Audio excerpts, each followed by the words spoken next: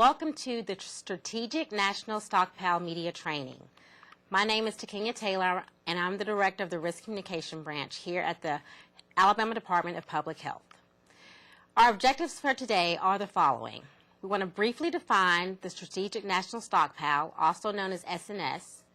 We want to outline the departmental SNS Media Protocol. We want to discuss point of dispensing public information, and we want to provide effective communication techniques. Let's start out with what is SNS. SNS is a stockpile of medicine and medical supplies used to protect the American public if there is a health emergency severe enough to cause local supplies to run out. Now, the stockpile is stored at the Centers for Disease Control and Prevention, and it is used when there's an emergency such as a pandemic and we don't have enough medicine or supplies in our state to effectively manage the recovery. It works like this. Once federal and local authorities agree that the SNS is needed, medicine will be delivered to any state within 12 hours. Each state has plans to receive and distribute SNS medicine and medical supplies through a pod, which is a point of dispensing site. Typically, people find out how to receive the medicine to protect themselves and their families through various ways. This includes television, radio, newspaper, internet, and trusted leaders. So we're here today to talk about how our employees are to respond during an SNS event, particularly in the area of communication. Our department has an SNS Media Policy, and that policy provides a process to responsibly communicate to the public and to ensure that the public health department speaks with a single, consistent voice. The policy outlines the media release protocols for all print media statements. All print statements must be coordinated with and approved by the SNS coordinator and the Bureau of Health Promotion and Chronic Disease. That bureau is housed here in Montgomery at the RSA Tower. Once the messages are developed in health promotion, they will be disseminated statewide through both the central office system and through area communicators. Typically, these area communicators are the area risk communicators, but they can be other people as well. For verbal statements, area communicators may respond to news media with pre-approved statements. This ensures that the information that's being given out has already been approved and that the person actually giving the statements feel very comfortable when responding to the media. All employees are to inform their supervisors of media requests prior to speaking. This lets people in our department know what's going on in the areas and to make sure that we're all speaking with one voice and that we know which media is being spoken to and at what time the media is being spoken to. Announcing news is preferable to reacting to reporters' calls or online requests. This is just a really good tip because it helps you to not make off-the-cuff statements or maybe provide information that we're not supposed to provide because of HIPAA policies, or to react before you really think about what you really need to say. At a point of dispensing site or a pod site, employees are only to provide pre-approved statements. Once again, to make sure that the information given out is correct, and in a situation like that where there's so much going on at a pod site, it can be very chaotic. You really want to make sure that you give approved statements that helps you, that helps the media, and that helps keep the chaos down. Now let's talk about public information in the actual pod.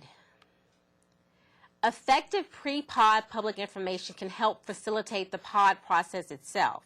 So before we even open the pod, what we want to do as a department and as communicators for the department is to provide information that reduces confusion at the pod. We want to help guide the people through the pod process before they actually even arrive, and we want to provide resources for additional information. So all your communication about a pod site should include information about those three things. Some key pre-pod messages are who should and should not come to the pod, because we can have a lot of people that don't need to be there that have not either been affected within the area or whatever, and maybe causing it to take a longer time to actually treat the people that need to really be there. We need to let people know that the medication is free so that they actually come and get treated. We need to let them know where the pod is specifically located. That includes directions. We need to let them know that we, ADPH, as a department, will make the pod process as easy as possible for them, that we are here to help them so that they come here, and if they're scared or they're wary about anything, that they know that we are here to help. And we need to let them know, or to instill in them, that we as a department know what we are doing. We also want to give people things to do. It's been proven in studies that have been done over the years that giving people things to do helps to relieve their stress and anxiety. So you want to give people things to do, such as get the children's weights, write down all family medications, fill out medical forms in advance, and check on elderly family members and neighbors. Not only does this help them, but this actually helps us at the pod site as well. You want to go ahead on and answer anticipated questions, both for the public and for the media. This may make the pod process easier. You may have less media, you may have less questions from the public when they get here. And some of the typical questions include, shouldn't I just call my family physician to write a prescription? We want to make sure that people come, because we would not give out medicine unless it was necessary for them to come here. If it could be given out at a hospital or by their doctor, we would have said so. We want to let people know, we want to answer the question, can I take this medicine if I'm pregnant? That's a very big concern for a lot of people. Can my child, husband, wife pick up the medication for our family? Sometimes this is acceptable. Sometimes it is not. So we need to let people know that beforehand so that there's no confusion, there's not several people coming when they shouldn't be, and they're not people that are not coming when they should be. And why can't I just get a prescription at the drugstore? We just want to answer all of these questions beforehand so that reduces the amount of questions that we receive at a pod site. In the pod, you want to provide adequate signage throughout the station. Signage helps maintain order and decreases confusion. Once again, this can eliminate the number of questions that are being asked during the actual pod process. Patient education forms need to be clear and understandable. Most people in our state read at a certain level of language ability, and even when people are educated but are in a very stressful situation, taking in a lot of information that's very complex can be very, very stressful, and they cannot take in the information correctly. So we want to make sure that all forms are clear and understandable. We want to reinforce messages in more than one format so that if a person doesn't get the information in the print form in their hands, that there is a sign up there, that there's somebody walking around discussing the information, maybe possibly videos being broadcast, so that people get the information in some way, shape, or form. And also, when messages are repeated, they tend to stick more in a person's head. We want to inform people on what to expect and how long it will take. We don't want them coming to a pod site thinking they'll just come in, get a shot, be out in 2 minutes. We want them to expect to wait if we think there's going to be a long period of time. That will reduce stress, it will reduce anger, it will reduce confusion. And we want to make sure to address the needs of special populations. We want to make sure that there's interpreters there if there needs to be. We want to make sure that there are people that can assist with those who have physical impairments and walk them through the process or help them by bringing forms or whatever information they need to them. So we want to make sure that we address all those issues beforehand, that we've thought about them, so that when people come here, they feel a confidence in that we know what we're doing and that we are truly here to help them. Now, in typically crisis and risk communication, it's going to be certain things that are going to be important no matter what the situation, whether it's an SNS event or whether it's a natural disaster, whatever it may be. So right now we want to talk about some typical crisis and risk communication techniques. For the most part, when you're talking about an emergency, and in this case an SNS emergency, the public is going to want certain things from you. They're going to want facts about the situation, how it happened, what they need to do, how we're going to help them recover. They want to have tips to empower their decision making. They want us to give them things to do to help them make the best decisions for their family. They want to be involved as a participant and not as a spectator. And that goes hand in hand with giving them something to do, giving them things they can write down, giving them the necessary steps to take before they get to the pod. That kind of information helps them feel like they're doing something and they're taking control and being involved as a participant in their recovery and not just a spectator. We want to make sure that they want to make sure that they can recover and they can preserve their well-being and normalcy. So we have to give them that information that we are taking all the necessary steps that we can to make sure their well-being is safe and that we will get them returned back to their normal situations and their normal lives. Now, some failures that can happen with crisis communication is that we can give out several messages and they can be confusing or they can be conflicting. People do not need to have mixed messages when they're dealing with a crisis. They want to hear one clear, consistent message, which is why we have the SNS Media Policy to make sure that all the messages that come from the department, from the central office throughout the area, are the same messages and that they're consistent so that people feel like, one, we know what we're talking about, and two, they know what they really need to do. We do not want to release information late. People are anxious and they are waiting for information. If we release information late, and we are most likely going to give them the most important and the most accurate information, we want to make sure they get that information from us, because if they don't hear it fast enough, quick enough, they're going to go to other resources that may give them the incorrect information. And we want to counter rumors and myths. Even if you think it is the most ridiculous rumor, the most ridiculous myth that you can possibly hear and that no one would ever believe it, you must address it. You must tell them why that information is wrong, and you must give them the correct information. Ignoring rumors and myths can be very dangerous, and it can lead people to believe that that information may in fact be correct. Now, some really key steps to communication success is to have a solid risk communication plan. Each area is supposed to have a risk communication plan. This simply lays out the partners in your area. It lays out your approval process. It can just really help eliminate things that you would have to do in an emergency off the cuff. It can give you a sense of comfort in knowing that you already have a plan in place that you can execute quickly to get the information out to the public as quickly as possible. Because we want to be the first source of information, as we said before, so that people get the correct information and that they don't go looking for information other places. Now, by being the first source of information, having the accurate information, it helps to show that we have competence and expertise. And people want to see that from someone that's trying to help them get out of a situation, particularly when it's involving their health. And we want to remain honest and open. If we don't know something, we say we don't know something. We want to remain honest about the severity of the situation because people are not they can handle that information, and if they feel like you're lying to them, they won't listen to you later. Now, a lot of people don't like working with the media, but disasters are media events, and quite frankly, we need the media to be there. They know how to reach their audiences, they communicate with them on a daily basis, and they have a relationship with them. And people trust the communicators that they see on a routine basis. So we need the media to be there. They also can help us to provide important protective actions to the public, a large amount of public, in a quick amount of time.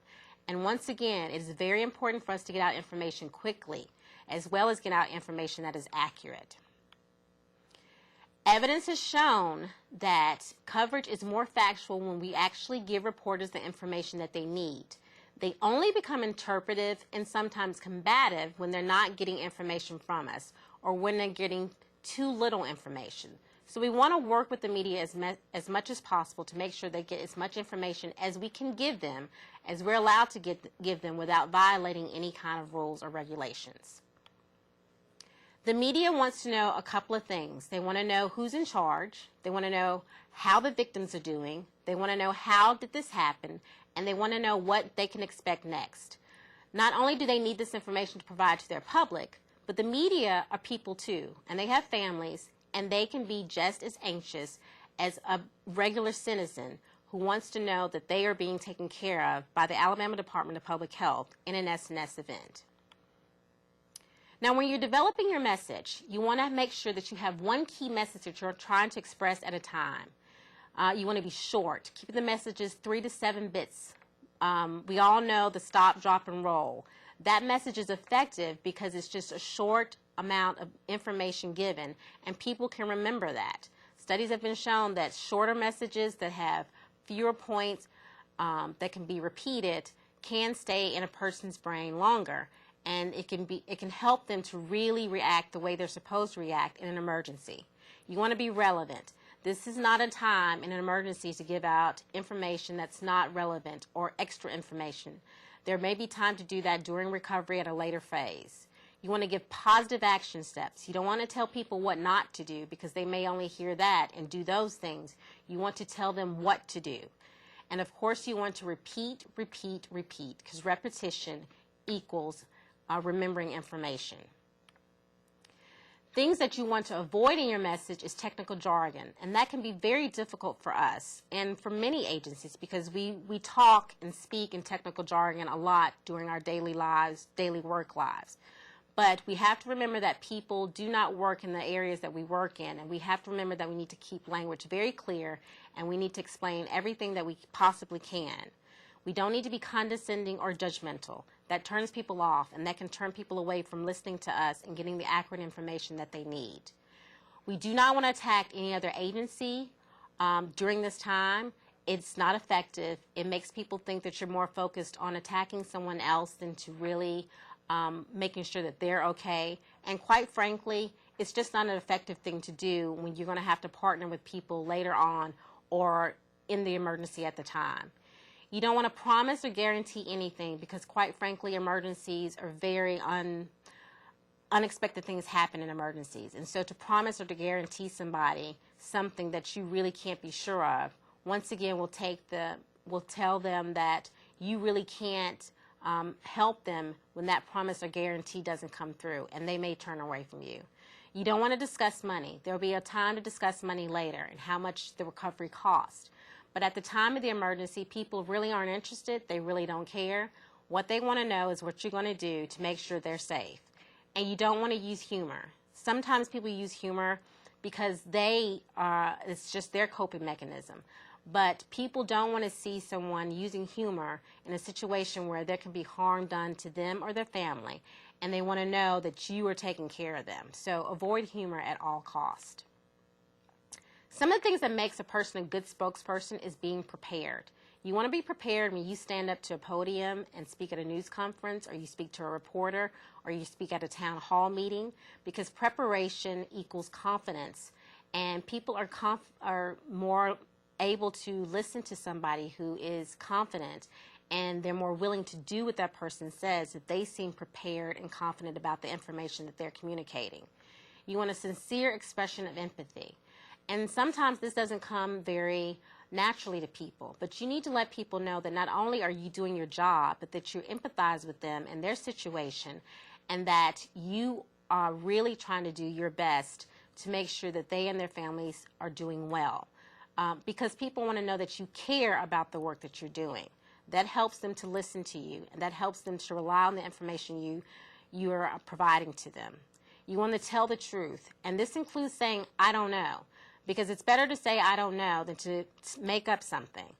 And what you can say when you say I don't know is, I don't know that information at this time, but I'll get back to you on that once I get the information. Or, I don't know how to answer that question effectively, but I know someone who can answer that information, or I know a resource that you can go to get that information.